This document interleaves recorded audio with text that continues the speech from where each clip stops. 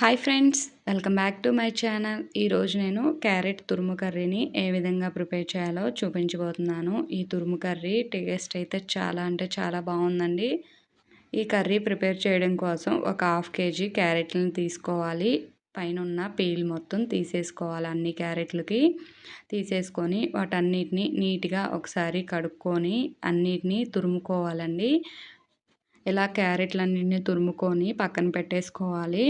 ఇందులోకి ఒక ఆనియన్ని, పచ్చిమిర్చిని కూడా కట్ చేసుకొని పక్కన పెట్టేసుకోవాలి. ఇప్పుడు తురుము కర్రీ ప్రిపేర్ చేయడం కోసం స్టవ్ మీద ఒక కళాయిని తీసుకొని అందులో 3 టేబుల్ స్పూన్ల ఆయిల్ వేసుకోవాలి. ఆయిల్ బాగా హీట్ అయ్యాక పోపు దినుసులు వేసుకోవాలి. అవి వేగాక 2, 3 పచ్చిమిర్చి చీలికగా కట్ చేసుకొని వేసుకోవాలి.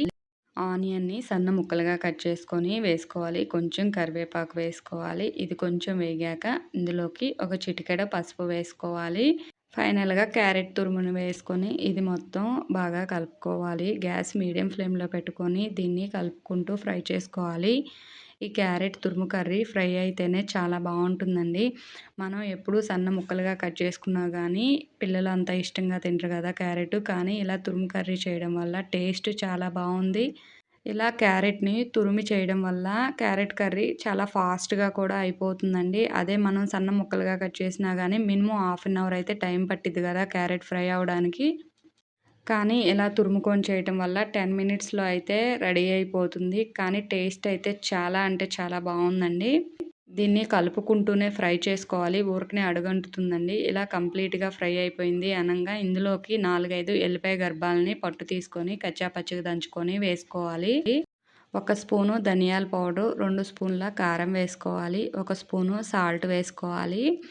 ఇది మొత్తం కలుపుకోవాలి. ఉప్పు సరిపోకపోతే కనుక చూసుకొని వేసుకోండి. ఇది మొత్తం పచ్చివాసన పోయేంత వరకు కలుపుకోవాలి. ఒక 2 మినిట్స్ అయితే గ్యాస్ మీడియం ఫ్లేమ్లోనే ఉంచుకొని కలుపుకుంటూ ఫ్రై చేసుకోవాలి. లేకుంటే కనుక కారం వేసాం కదా, వెంటనే టర్న్ ఆఫ్ చేసుకున్నట్లయితే గ్యాసు కొంచెం కర్రీ పచ్చి పచ్చిగా అనిపిస్తుంది. ఫైనల్గా కొత్తిమీర వేసుకొని గ్యాసు టర్న్ ఆఫ్ చేసుకోవాలి. అంతే అండి, క్యారెట్ తురుము కర్రీ రెడీ అయిపోయింది.